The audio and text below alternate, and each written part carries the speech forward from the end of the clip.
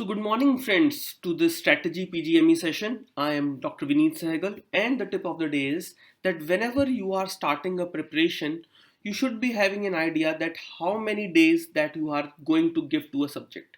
Let's say ophthalmology, you are starting your preparation for ophthalmology. You should be clear in your mind that are you giving 4 to 5 days for ophthalmology? Are you giving 7 to 8 days for ophthalmology? So this is your call. Everyone have different limits and the different time frame. You can basically ask your seniors. So what is my idea is that if you are doing a subject, let's say a short subject like ophthalmology, you should not give more than 7 days to that subject.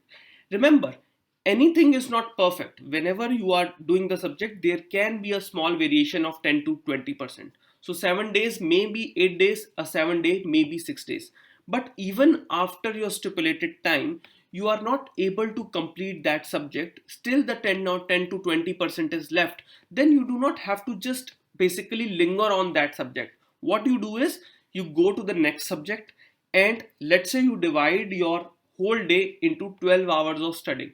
So 10 days basically read your major subject, and 2 hours keep it for the subject where you have some chapters left.